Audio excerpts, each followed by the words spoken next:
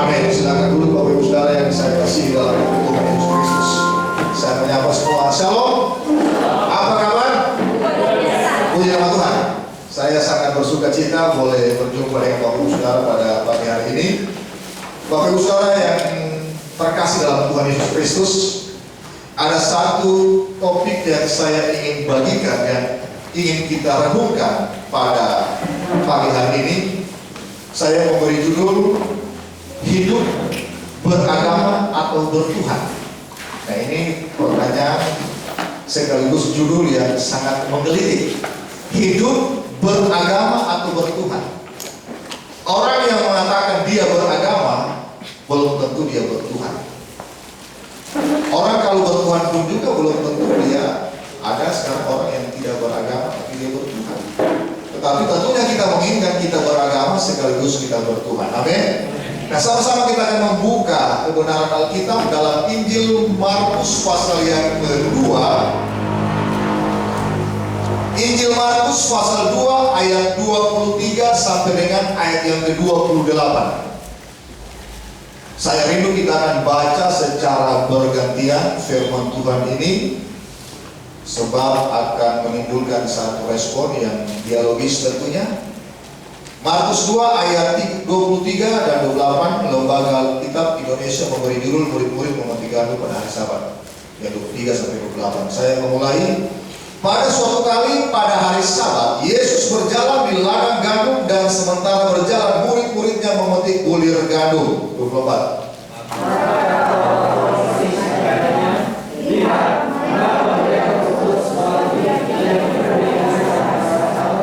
Jawabnya kepada mereka, belum pernahkah kamu baca apa yang dilakukan Daud ketika ia dan mereka yang mengikutinya kekurangan dan kelaparan?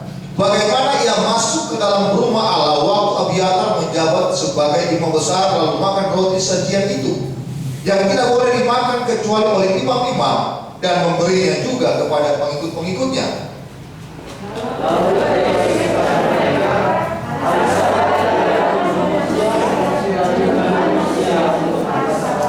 Jadi anak manusia adalah juga Tuhan atas hari Sabat. Ini menarik Bapak Ibu Saudara, sehingga saya memberi judul hidup beragama atau bertuhan. Ada satu legalisme Yudaisme. Legalisme Yudaisme itu artinya yang dianggap satu tataran orang Yahudi, karena dalam Mishnah, ya, dalam Mishnah Syabat, Mishnah itu bagian penjabaran dari Taurat, itu ada 40 hal pekerjaan yang sampai hal yang sekecil pun tidak boleh dikerjakan. Saya ambil contoh misalnya ini, terutama pada hari Sabat. Hari Sabat orang-orang Yahudi itu ya biasanya pada hari Sabtu, walaupun Sabat tidak selalu berarti hari Sabtu. Tidak boleh misalnya menabur kalau orang berkebun, ya, kalau dia punya ladang. Tidak boleh juga menuai. Tidak boleh juga untuk melakukan hal-hal yang kecil. Bahkan juga untuk memukul palu pun juga itu tidak boleh. Menjahit, bahkan hal-hal yang sangat kecil, itu yang sangat rinci, termasuk menghidupkan api juga tidak bisa. Betapa rinci mereka melakukan syariat, betapa detail aturan tentang tata cara dalam hidup ini yang mereka harus patuhi. Itu legalisme dari agama Yahudi. Dan sampai hari ini di Israel mereka praktekkan. Kalau Bapak Ibu Saudara ke Israel, itu kalau di hotel itu ada lift itu yang akan naik listrik, ya. Kalau hari Sabat itu ada lift, ditulis itu Sabat lift, ya. Saya tidak tahu, belum pernah karena saya naik di hari Sabat pada waktu itu. Tetapi ya, orang kan kalau naik kan dia pasti pencet tombol lantai keberapa, 3, 4, 5 dan seterusnya. Berarti itu melakukan aktivitas, ya. Berarti kalau ditanya lift tentunya tidak ada aktivitas, ya. Mungkin dia naik secara otomatis dan sudah diatur, sudah bikin rumah. Poinnya bahwa tidak boleh melakukan suatu aktivitas bahkan yang rinci, yang kecil sekalipun pada hari Sabat. Betapa mereka menghormati aturan agama. Dan sebenarnya bahwa aturan atau syariat agama yang seperti itu bukan sesuatu yang bersifat solusi jalan keluar, tapi mengikat. Bapak Ibu Saudara, untuk memahami hal ini, saya mengatakan bahwa kita harus melihat segala sesuatu yang berkaitan dengan kehendak Tuhan bukan kontennya, bukan isi, tetapi konteks. Seringkali tanpa sadar bahwa kekristenan kita terbawa dengan hal-hal yang sifatnya legalisme atau konten isinya, bukan sesuatu yang sifatnya konteks atau makna.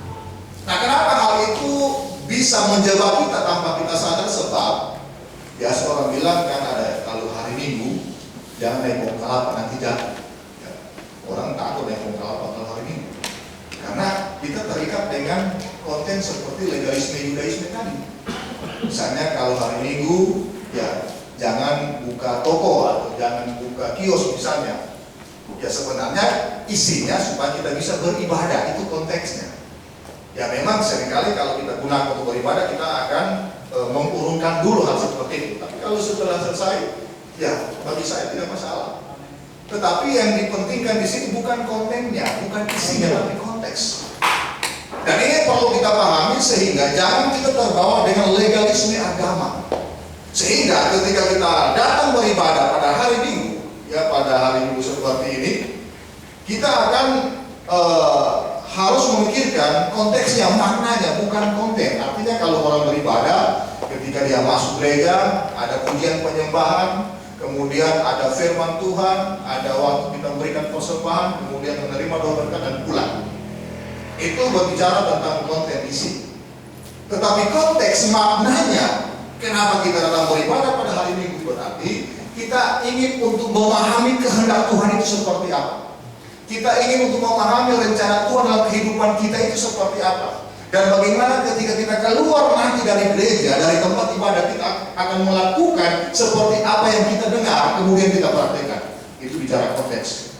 Tetapi seringkali tanpa sadar bahwa kita terjebak dalam legalisme agama seperti orang-orang Farisi dalam konteks Yudaisme, agama orang Yahudi. Yang ini yang disorot oleh Tuhan Yesus.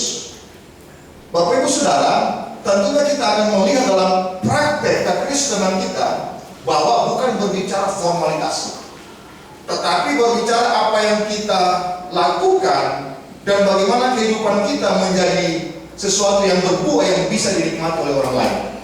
Dan manakala saya bicara hal ini, saya bukan lebih tinggi dari saudara, saya bukan lebih benar atau lebih baik, tetapi saya memberikan satu ajakan bahwa kita harus keluar dari formalitas atau legalisme beragama, sehingga keberagamaan kita akan menjadi satu hal yang bisa dinikmati oleh orang lain. Dalam konteks bahasa Perjanjian Baru bilang menjadi garam dan terang. Sebab Bapak Ibu Saudara, legalisme dalam Yudaisme yang kita lihat tadi, mereka sebenarnya beragama tapi tidak bertuhan. Walaupun mereka lakukan syariat, aturan dalam tata cara. Kenapa? Karena dalam praktek sama sekali atau selalu disorot oleh Tuhan Yesus. Termasuk tadi ketika mereka melihat murid-murid Tuhan, ini dalam orang Farisi, memetik gandum pada hari Sabat, mereka protes. Tidak boleh. Maksud mereka untuk menyerang Tuhan Yesus bahwa Tuhan Yesus tidak tunduk kepada hari Sabat atau tidak mau melakukan hukum Taurat. Tentunya mereka akan mencari kesalahan, kemudian akan mencoba supaya Tuhan Yesus disalahkan. Sebab mereka melihat bahwa keberagamaan itu dalam sisi konten, ketaatan kepada syariat, bukan maknanya. Dan ini harus kita pahami. Sebentar saya akan masuk dalam penjelasan bahwa betapa penting kita beragama sekaligus bertuhan. Sebab kalau kita hanya beragama, artinya kita hanya mengikuti konten isi syariat aturan dalam keberagamaan, tidak ada gunanya. Saya mengikuti satu uraian dalam YouTube. Itu kalau bukan Theoslogy, itu ada wawancara dengan seorang artis komedian Indonesia, namanya Coki Pardede. Mungkin sudah ada yang boleh. Dia Kristen, dia berhasil dulu, tapi hari ini dia beragama bukan beragama, tidak punya agama lagi, atau dia menyatakan diri sebagai agnostik. Apa itu agnostik? Itu sekarang yang lagi rame di dunia luar, termasuk Indonesia sudah banyak pengikutnya, anak-anak muda paling banyak. Itu bahasa Yunani tidak, gnostik itu pengetahuan. Artinya Tuhan itu mereka tahu ada, tapi tidak perlu diketahui. Itu namanya agnostik. Sehingga mereka meninggalkan legalisme agama, mereka tidak mau beragama. Dan kebanyakan orang-orang gnostik seperti ini nantinya akan menjadi ateis. Dan saya melihat ini yang terdata bahwa kurang lebih pengikut di Indonesia sudah 1.500, mungkin lebih. Bahkan sudah jadi ateis, tidak percaya Tuhan.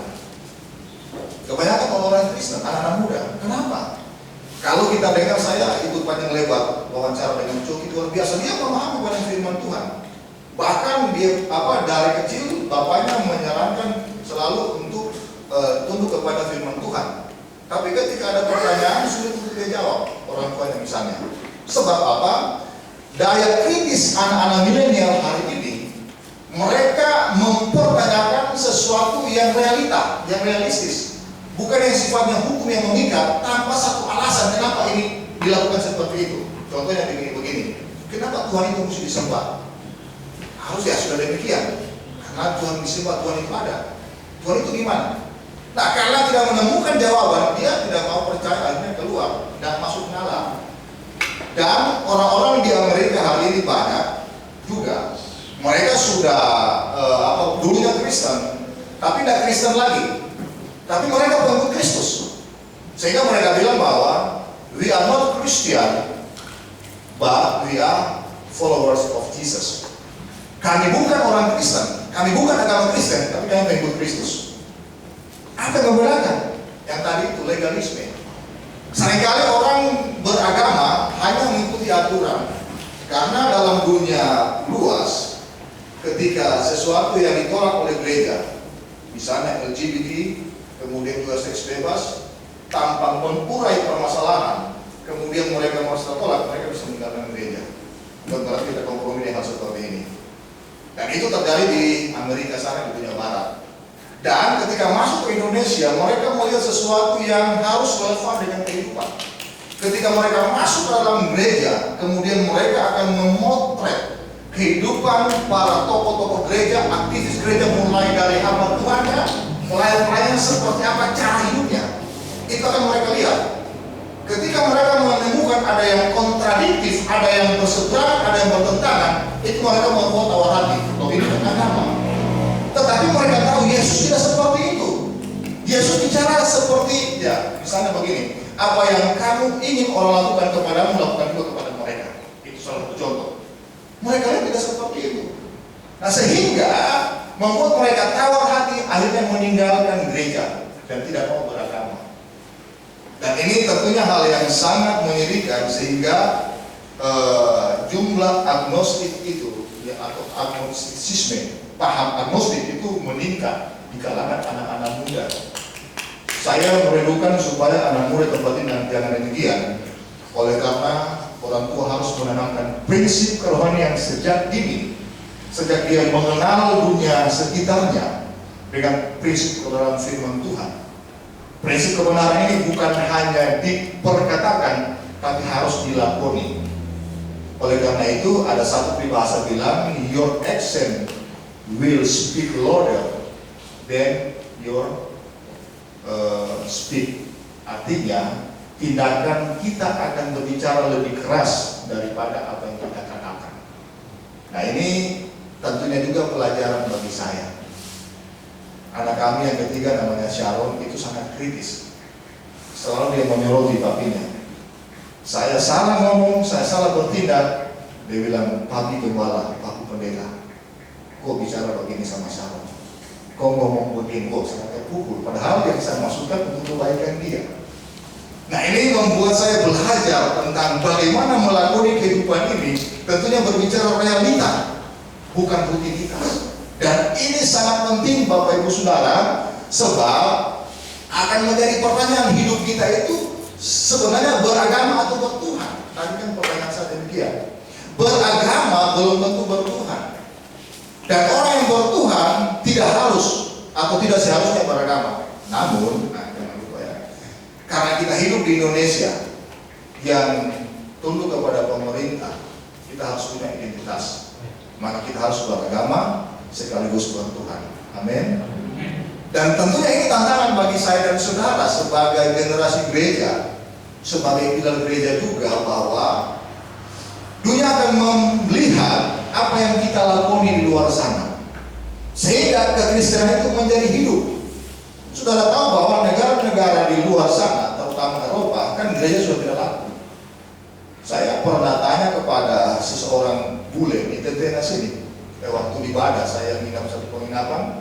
Kemudian kami ngobrol karena panjang waktu, ya dia orang ini yang ngobrol dalam bahasa Inggris. Saya tanya kepada orang bule ini, dia ya biasanya mereka sensitif tentang agama, tapi saya pelan-pelan, kemudian saya masuk, ya bagaimana kehidupan di sana, kebutuhan beragama. Kemudian sekarang di agama apa? Oh, I am not Christian, I am free thinker. Saya bukan Kristen, free thinker. Free thinker itu mereka pemikir bebas.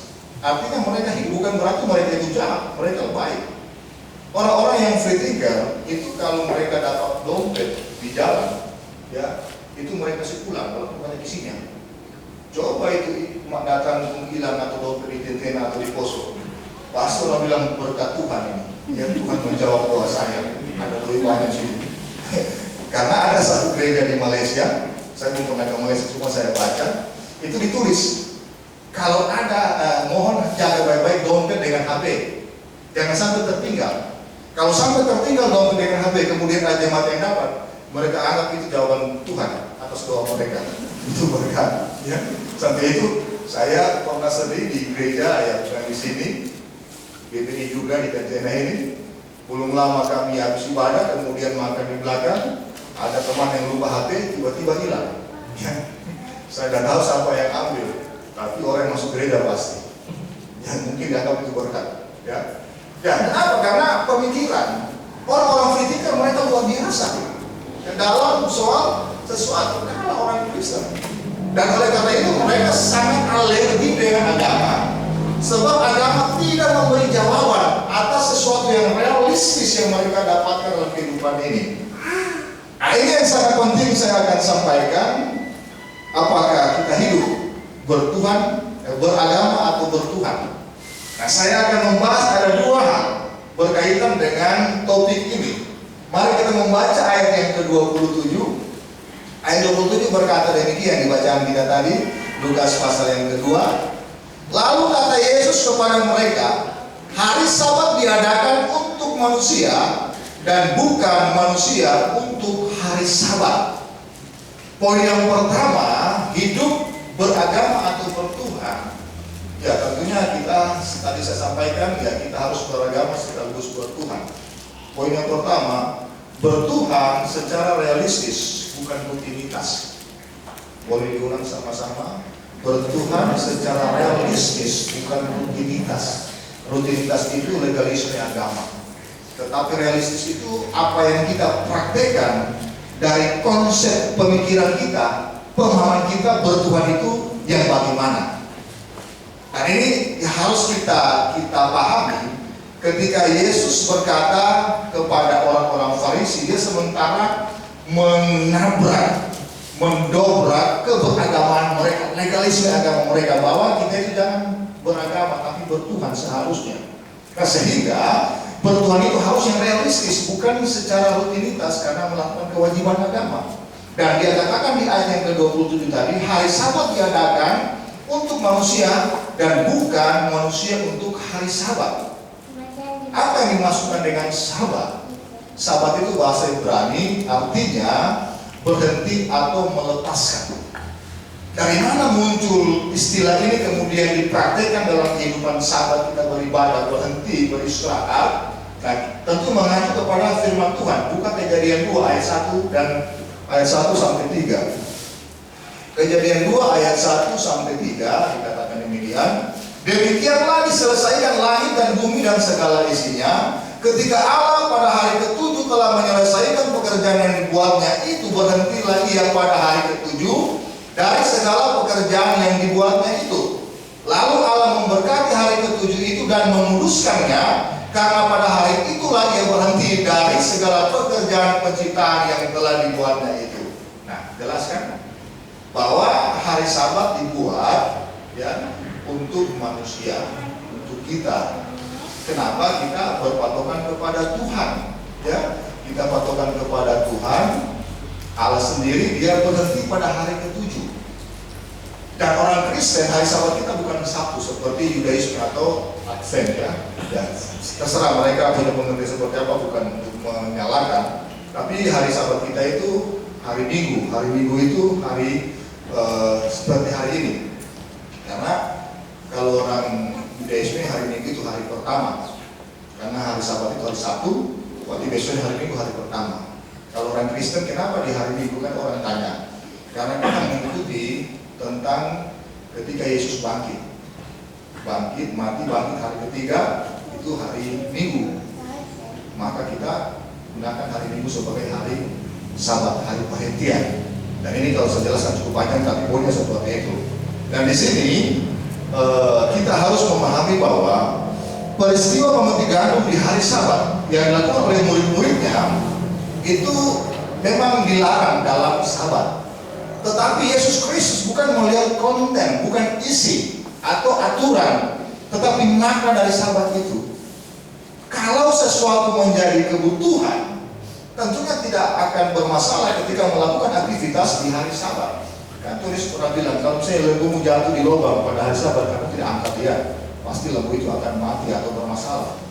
Artinya bahwa segala sesuatu yang sifatnya urgent, mendesak, itu tidak masalah. Tetapi konteksnya atau maknanya bukan hari itu, bukan soal berbicara tentang jangan atau tidak melakukan sesuatu pada hari Sabat, tetapi hal ini berbicara bagaimana kita merenungkan tentang kebaikan Tuhan, bahwa sepanjang 6 hari kita bekerja sekuat tenaga, kemudian kita menerima berkat Tuhan, pimpinan Tuhan, perlindungan Tuhan, maka kita butuh sesuatu hari untuk beristirahat, untuk merenungkan, sehingga pada hari ini kita ada di sini. Amin. Dan disinilah kita akan melihat realitas daripada kebaikan Tuhan, karya Tuhan dalam kehidupan kita, dan bukan karena rutinitas. Dan kalau kita terjebak dengan rutinitas, pasti kita akan jenuh, bosan hari Minggu lagi, ibadah lagi. Jangan-jangan nanti kalau tidak ibadah, hari Minggu akan balas telepon lagi, ada di mana dan seterusnya. Ya. Dan ini tentunya kita akan terjebak dalam rutinitas kalau berpikir seperti itu. Dan kembali kepada apa yang saya katakan di awal tadi, poin yang pertama ini, ketika kita bertuhan secara realistis, secara realitas, bukan rutinitas, bahwa poin kita, tujuan kita untuk beribadah kepada Tuhan di hari Minggu atau Sabat seperti ini, itu Tuhan berikan untuk saya dan saudara. Kenapa? Supaya kita bisa merenung, supaya kita bisa untuk kembali kalau macam HP di-charge kembali, supaya baterainya penuh, untuk kita masuk dalam kehidupan nyata di minggu-minggu berikutnya, tentunya dengan charge tadi, sesuatu yang kita dapatkan kemudian kita praktekkan dalam kehidupan.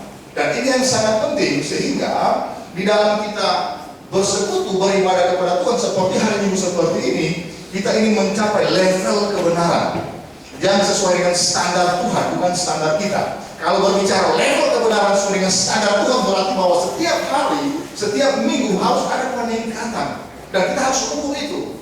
Dan itulah yang Tuhan katakan dengan prioritas. Dan oleh karena itu ketika kita membaca di Matius 6 ayat 33 yang sering saya sampaikan, carilah dahulu kerajaan Allah dan kebenarannya. Dengar baik bahwa ketika Yesus berkata memprioritaskan kerajaan Allah dan kebenaran, itu sejajar, selevel. Artinya bahwa kerajaan Allah dan kebenaran itu sesuatu yang saling berkaitan dan harus berjalan bersama-sama. Untuk kita lakukan, untuk kita temukan apa itu kerajaan Allah, apa itu kebenarannya. Kan dalam beberapa kami kan terus katakan, datanglah kerajaanmu, jadilah kehendakmu di bumi seperti di sorga. Artinya bahwa kerajaan Allah dan kebenarannya yang ada di sorga menurut standar Allah, kita harus lakukan juga di bumi ini. Sebab berbicara keselamatan bukan cuma masuk surga, itu judulnya. Keselamatan kan saya pernah bilang bahwa usaha Tuhan untuk mengembalikan manusia pada rancangan semula seperti pada awal diciptakan, supaya nanti ketika kita mewarisi langit baru dan bumi baru, pola pikir kita, mindset kita, karakter kita itu perlahan seterusnya diubahkan selama kita hidup ini untuk sampai kepada kesempurnaan, walaupun standarnya bisa berbeda. Dan itulah namanya kebenaran tadi. Dan di sini Tuhan Yesus betul-betul dia menekankan hal ini, sehingga seringkali jadi pertanyaan, kebenaran itu yang realistis seperti apa? Kan itu luas. Karena kalau kita baca di dalam Matius 6 ayat 33, carilah dahulu kerajaan Allah dan kebenarannya. Kebenarannya bagaimana? Kalau kita membaca di dalam Matius pasal 5 ayat yang ke-20, Tuhan Yesus bilang begini, kalau hidup keagamaanmu tidak lebih baik daripada ahli Taurat dan orang Farisi, maka kamu tidak akan masuk ke dalam kerajaan surga.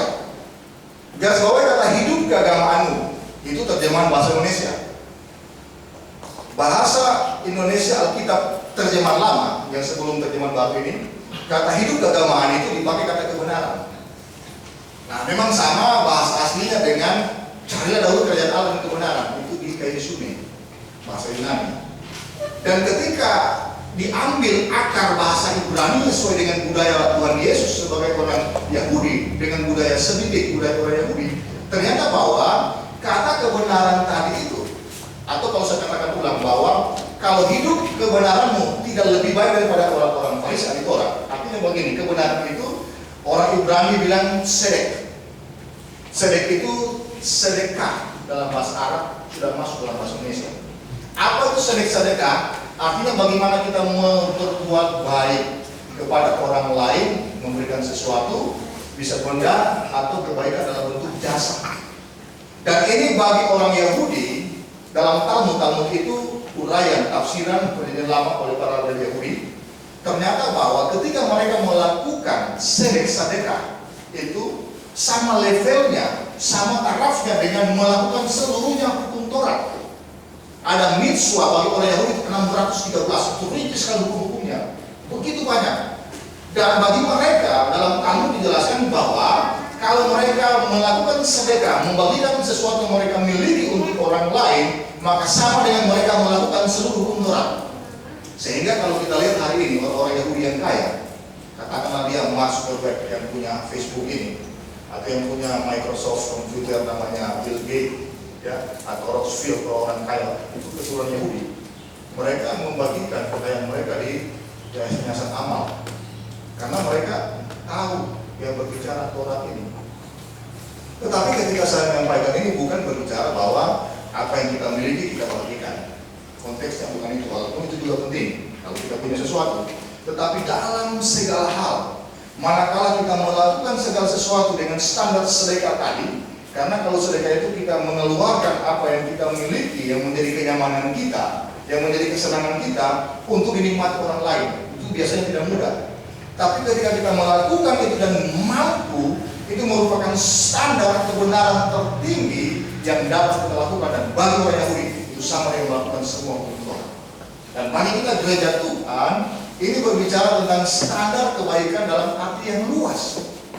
Dan di dalam Filipi pasal 4 ayat 5 sampai dengan ayat yang ke-8 dikatakan, hendaklah kebaikanmu diketahui oleh semua orang. Dan ingatlah, waktu Tuhan sudah dekat. Berarti ini sangat penting Bapak Ibu Saudara. Tentunya kalau saya jelaskan sangat panjang, tetapi yang menjadi perenungan kita bahwa apa yang harus kita bawa pulang dengan berbicara sedekah di kebenaran ini dalam kehidupan nyata setiap hari. Tentunya, ya kalau bilang jangan mencuri, membunuh, kebagian itu kan umum. Tapi seringkali dalam kekristenan kita banyak hal yang sangat sederhana dan simpel kita lupa lakukan. Sebagaimana orang-orang Yahudi mereka sangat prinsip dengan hal-hal yang sangat kecil. Itu orang-orang Yahudi, sedangkan untuk berpuluhan saja bumbu dapur itu mereka berikan. Coba baca di Alkitab kan, jintan, adas, segala macam itu mereka berikan. Tetapi saya tidak berbicara uang hari ini, tapi maksudnya sesuatu yang bagaimana untuk dinikmati oleh orang lain, berbicara tentang kebaikan kita. Bapak Ibu Saudara, dalam praktek hidup, coba kita lihat, mulai kita keluar di gereja ini misalnya, ketika kita antrian di pompa bensin sana, ya, apakah seringkali kita sadar bahwa orang yang lebih dulu itu dia sudah menunggu, kemudian kita lihat ada yang kosong kemudian menyalip di muka, tidak hargai orang. Saya biasa agak gondok juga, selama antri tiba-tiba ada yang berpotong, bisa masuk dengan, ya. Nah ini Kita tidak sadar bahwa kita sementara tidak menghargai orang yang sudah berkorban lebih dulu. Itu hal-hal yang kecil. Biasanya kita coba kalau masuk ke ATM, ya, kalau masuk ATM, saya biasa lihat orang di dalam sampai berapa transaksi lama sekali. Beda khusus antrian panjang di luar. Mungkin orang yang bertransaksi itu barangkali dia akan mengirim uangnya kepada anaknya yang sakit atau di mana, tapi orang seenaknya tidak pernah berpikir. Karena ini bagian saya, karena kita terjebak dengan ego, kan begitu. Saya biasa bertransaksi paling tinggi 2 transaksi. Yang sudah lama saya keluar dulu, dia baru masuk lagi. Baru keluar saya masuk lagi. Karena kita harus memahami. Dan hal ini hal-hal yang sangat detail harus kita punya kepekaan seperti ini untuk kita bisa melihat bagaimana kebaikan dalam konteks yang lebih luas lagi. Ini cuma poin-poin yang sangat-sangat sepele, tetapi menurut saya sangat-sangat prinsip. Di Pertamina biasanya isi bensin, saya lihat biasa orang ya, datang habis isi bensin, dia dulu angka. Sudah selesai baru campur lagi. Lama sekali buka lagi di belakang, apa bisa berbeli? Kenapa sementara lihat angka berarti kasih uang memang doy kan? Supaya langsung bayar selesai pulang. Ada uang pas lebih bagus lagi. Supaya tapi ada biasa santai melihat. Selama bertunggu di belakang so panas, kemudian juga nanti setelah sudah selesai baru cari doy lagi. Ya, baru ini. Setelah begitu lama lagi sampai motor. Kalau saya langsung bayar, tolak dulu motor supaya di belakang lebih ini. Adakah kita berpikir hal yang seperti ini untuk kita bisa memahami orang lain? Itu kan kebaikan yang kecil. Tapi seringkali kan kita lalai untuk bicara hal-hal seperti ini. Jadi sedekah itu bukan hanya uang yang kita berikan, tapi pemahaman kita kepada orang lain. Saya biasa kalau ada orang jualan biasa sini mana, tapi kenapa beli ini kan kita tidak butuhkan atau terlalu besar. Saya bilang ya walaupun tidak butuhkan tapi kita akan butuh. Saya bukan soal barangnya, tetapi orang yang berjuang itu. Saya menghargai orang yang berjuang menjual, dia melakukan sesuatu daripada dia cuma minta atau cuma tidak melakukan sesuatu. Bagi saya penghargaan. Kenapa? Karena saya merasa saya dulu awal kerja di Palu itu sebagai marketing. Marketing saya belum punya pekerjaan tetap, saya mengajar di salah satu lembaga pendidikan bahasa Inggris. Itu menjual satu produk. Susahnya minta ampun, saya produk kesehatan. Rawatan begini tunggu lagi, besok datang. Rawatan begini, aduh belum atau apa. Pernah seorang bapak, dia kasihan sama saya. Dia bilang, Dek, saya nggak usah beli barang ini buat kan satu botol itu 30.000 waktu itu. Saya kasih uang kamu 15.000, ya, usah beli barangnya. Saya bilang jangan Pak, saya nggak mau dikasihani, saya harus kerja. Oh dia kaget. Akhirnya dia beli 30.000 orang dia. Karena saya nggak mau cuma terima kosong, saya mau saya bekerja. Ternyata hal itu bagi saya ketika ke depan saya bisa menghargai pekerjaan dan bagaimana nilai sebuah pekerjaan itu ketika saya hargai. Dan seperti yang tadi itu, seringkali kita biasa juga ketika kita melihat orang lain atau apa kita tidak tergerak. Banyak hal. Saya di Palu ada seorang ina-ina, ini itu oma-oma sudah tua, dia jual kacang, ya, dia jual kacang. Dia orang sebelah, dia tidak bisa bahasa Indonesia, cuma bahasa Kaini, ya. Dia paling tahu, dia anggap saya anaknya, bilang, apa wahai anakku, ditanya saya, karena sudah keluar, saya pulang bertanya itu ina-ina cari, kenapa? Setiap hari dia sisihkan kacang bagi saya 2 bungkus kacang itu bukan kosong. Kalau saya gajian 100.000 saya kasih untuk itu dia. Jadi sesuatu yang saya lakukan ini yang maaf kata bukan untuk memamerkan, tapi saya belajar bagaimana menghargai sebuah pekerjaan orang lain. Kita bersedekah tidak harus kita memberikan uang, tapi kita menghargai. Dan itu terbawa kepada orang lain akan melihat bahwa ternyata kebaikan yang kita lakukan tidak harus dinilai dengan uang yang banyak, tapi bentuk perhatian kita. Tetapi seringkali dalam kehidupan kita tanpa sadar, ketika kita ada katakanlah mungkin berbelanja, kalau kita membeli mungkin sebuah tas bisa harganya jutaan, tapi ketika kita memberikan tomat di pasar, kita tawar lagi, bagaimana 2 ini boleh 5.000, harganya 10.000, ditawar lagi. Tidak tahu bagaimana dia naik gunung, dia tahu segala macam. Kok kita cuma itu, tapi kalau yang lain kita tidak pernah tawar. Betapa tidak adilnya hidup ini. Dan sehingga kebenaran ini harus bersifat luas. dan diketahui oleh semua orang, sehingga Tuhan tidak akan tinggal diam. Dan manakala level kerajaan Allah dan kebenaran yang kita lakukan dengan baik, maka itu selama jika bukti ada janji Tuhan di sana, maka segala sesuatu akan ditambahkan kepadamu dengan baik. Saya terima kasih jemaat seringkali memberkati saya, mungkin dengan hasil tangan. Saya ini sebenarnya untuk memberkati juga. Saya tidak mau dibiasakan dengan gratisan, tapi saya menghargai bahwa itu bentuk ketulusan karena saya hamba Tuhan. Tetapi dengar baik bahwa sesuatu yang ada dalam ketulusan itu jangan kita hitung dengan nilai uangnya, walaupun dia harganya rendah atau biasa, tapi itu nilai ketulusan orang memberkati kita. Dan ketika kita melihat itu akan timbul di hati kita, bagaimana juga kita harus punya hati yang punya sedekah seperti Tuhan. Karena sedekah itu artinya kebenaran itu milik hati Tuhan. Yesus Kristus adalah kebenaran itu sendiri. Dan ini sangat-sangat penting Bapak Ibu Saudara, sehingga Paulus katakan, hendaklah kebaikan hatimu diketahui oleh semua orang, dengarlah Tuhan sudah dekat. Dan disitulah kita akan mendapatkan bahwa sebenarnya kita bertuhan juga secara realistis, bukan cuma rutinitas. Saya percaya jemaat tempat ini kita sementara juga hidup dalam realitas keberagaman kita. Amin. Saya melihat seperti itu. Ya, terus kita tingkatkan dalam kebersamaan kita, dalam berjemaah, di dalam segala hal. Dan ini sangat penting. Maka keberagaman kita bukan sebagai satu rutinitas, tapi realitas, sehingga kita bertuhan juga pasti secara realitas, bukan rutinitas. Amin. Itu poin yang pertama. Poin yang kedua, di ayat yang ke-28, Tuhan Yesus berkata, jadi anak manusia adalah juga Tuhan atas hari Sabat. Poin yang kedua, dalam hidup beragama atau bertuhan, saya beri dulu kecil, bertuhan di dalam agama. Boleh sama-sama 3, 2, 1, bertuhan di dalam agama. Karena saya tadi bilang bahwa beragama belum tentu bertuhan. Tetapi poin saya hari ini bertuhan dalam agama. Kenapa? Tuhan itu bukan hanya objek, tapi dia sesuatu yang punya koneksitas dengan kita. Tuhan itu kan artinya majikan, pemilik, bos, kurios, bahasa Yunani bilang. Berarti kalau Tuhan itu bos kita, majikan kita sebagai anak Tuhan, katakanlah hamba, kalau dalam konteks orang Yahudi, kita harus melakukan apa keinginan Tuhan atau bos tadi, kan begitu.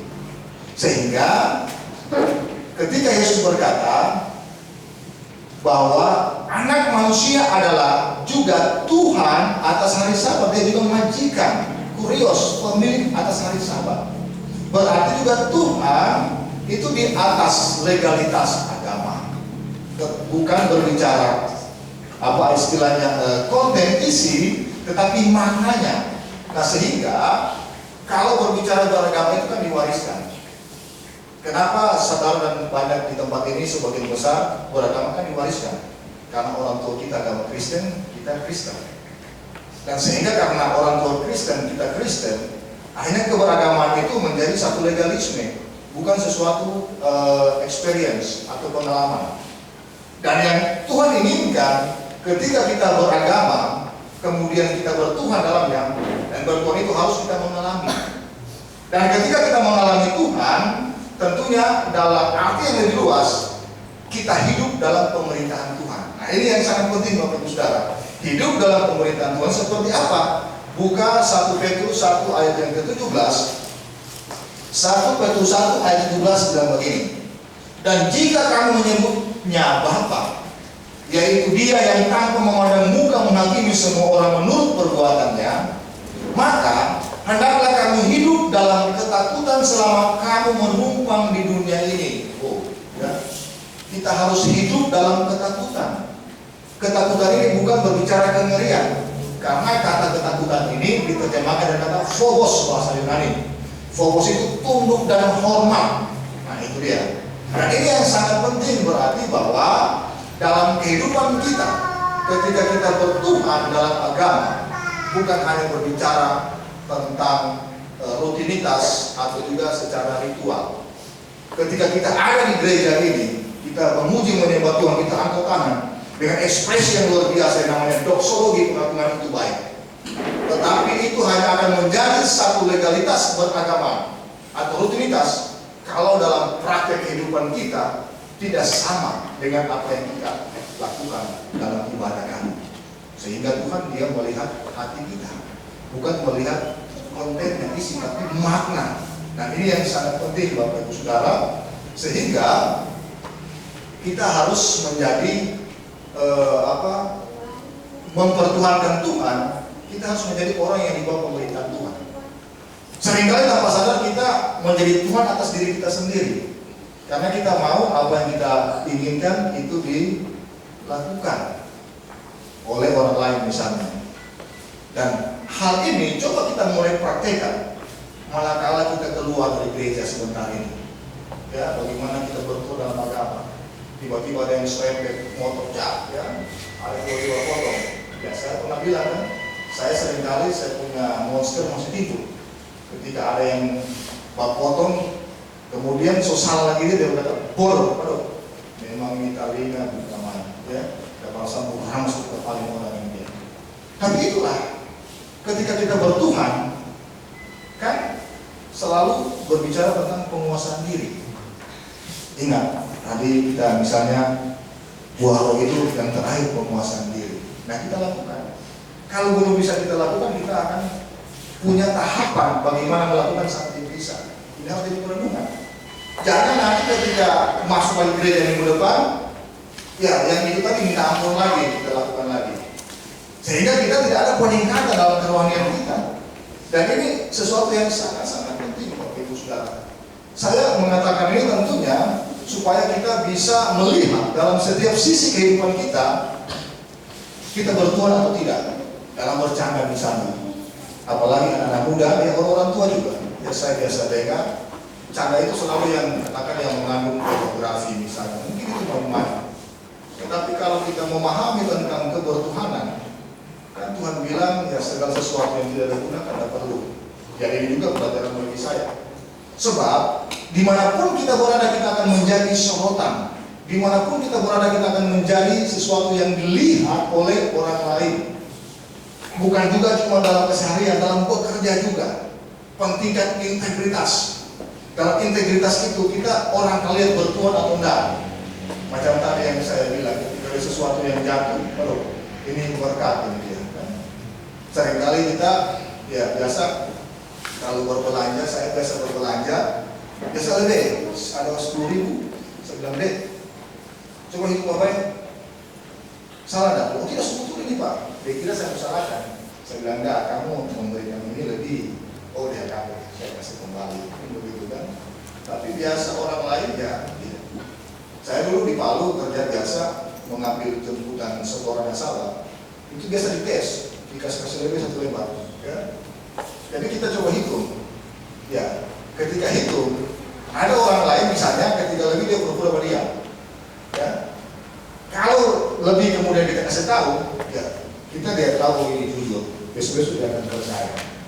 Nah ini hal-hal ini biasanya dalam konteks kekristenan ini hilang, karena kenapa kita tidak bertuhan hanya beragama saja. Seperti ini kita ya langsung kita kita ambil kita anggap itu berkat bagi kita. Dan saya mengatakan bahwa hal-hal yang sekecil pun dalam dunia pekerjaan itu sangat prinsip sekali.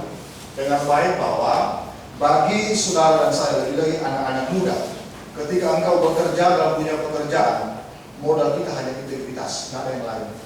Skill orang pintar itu banyak di mana-mana, tapi yang memiliki integritas itu sangat-sangat jarang. Ya. Saya biasa kalau wawancara orang, saya biasa tanya, biasa jebakan. Kalau wawancara saya tanya begini, Dek, kalau misalnya kamu melakukan pekerjaanmu, kemudian ada seseorang memberikan kamu dengan ketulusan, dia tidak minta, tapi karena kamu bekerja dengan baik, dia kasih kamu tips, kamu ambil dah. Oh, karena dia tahu dia orang Pantekosta, karismatik lagi, saya terima Pak, itu berkat Tuhan. Loh, ini salah, bukan berkat Tuhan, itu namanya fraud, black bonus, menerima bukan bagian kita. Ya. Jadi jangan dianggap tips itu sebagai satu berkat, bukan. Nah sehingga biasanya hal ini kalau kita pahami konteks kekinian itu hal yang benar, kita akan terbawa nanti dalam yang lebih besar. Ketika menyuap segala sesuatu, apa yang namanya bahasa ini bilang kan, suatu penyuapan itu dianggap sesuatu yang tidak salah. Sehingga banyak orang-orang hamba Tuhan sekalipun dia terjebak dengan kasus penyuapan karena hal-hal yang seperti ini. Saya mengatakan untuk hidup berintegritas itu memang susah, tidak gampang. Orang bilang kalau ini tidak begitu kamu akan tergelincir, kamu akan tersinggir. Saya mengatakan selama kita bekerja dengan integritas, tidak mungkin Tuhan tidak memelihara kita. Mungkin secara dunia kita punya kekurangan, kita tidak melimpah secara materi, tapi integritas dalam Tuhan pasti perhitungkan. Saya bersyukur sampai hari ini walaupun saya pernah mengalami sakit berat, tapi Tuhan masih pelihara. Kenapa? Karena saya berusaha, ini ya kesaksian bukan untuk kesombongan, bagaimana untuk berintegritas. Orang anggap saya bekerja di tempat yang mengelola uang itu tanpa bahasa, sehingga gampang mendapat amplop. Saya bilang kan, ya jemaat berbeda, banyak karyawan saya di sini bahwa bagi saya integritas itu harga mati. Kita menerima serupiah pun dari orang lain, kalau itu bukan bagian kita, itu salah. Karena kita sudah digaji, kita sudah diberikan sesuatu, ada bonus kalau kita punya prestasi. Sehingga ini sangat penting. Dan saya seringkali ketika masuk di dunia nyata, urus KTP saja, yang harusnya tidak bayar, kok bayar? Ini kan lucu. Kalau nego bayar bilang mana DP instansi kita bayar. Misalnya urus SMK kan begitu kan, ada kan angka-angkanya. Sampai hari ini di dunia modern, kok tidak ada nota yang resmi? Ya cuma kata skandal 2 juta sekian. Harusnya kalau itu resmi, mana notanya supaya dibayar sekian. Tentu ada hal-hal yang tidak benar di sana. Dan ini dianggap sudah sebuah kewajaran. Karena sesuatu yang salah, ketika lama-lama dianggap kewajaran, itu jadi kebenaran, padahal salah. Dan saya mengatakan sebagai anak Tuhan, kalau kita ada di lembaga-lembaga yang sifatnya memberikan pelayanan kepada orang banyak, berintegritas. Jangan kita mengambil secuil pun kalau itu bukan hak kita, kalau itu tidak resmi. Itu salah dari Tuhan. Tetapi kalau kita melakukan hal yang sekecil pun dengan integritas yang tinggi, tidak mungkin Tuhan akan tutup mata. Tidak mungkin Tuhan akan tinggal diam. Sebab dia berjanji barang siapa mendahulukan kerajaan Allah dan kebenarannya, maka semuanya akan ditambahkan. Ini bukan dengan harta benda, tetapi dengan kesehatan, dengan pimpinan Tuhan dalam penyertaan, dengan perlindungan dalam segala hal, itu akan diberikan kepada saudara, karena itu merupakan janji Tuhan. Amin. Dan itulah bertuhan dalam agama. Memang saya belum sempurna, tapi di dalam segala hal yang seperti ini kita bersama-sama belajar. Supaya kenapa? Kita tengah mempersiapkan diri bagaimana kita bertuhan ke dalam keberagamaan kita. Dan disitulah kita akan menjadi terang dan saksi. Sehingga agama itu bukan ketakutan lagi buat orang lain. Sebab Yesus Kristus memang tidak membawa agama, tapi dia membawa Injil kebenaran. Dan disitulah kita mau hidup. Sehingga kita bertuhan juga beragama sekaligus kita bertuhan. Amin. Tuhan berkati kita.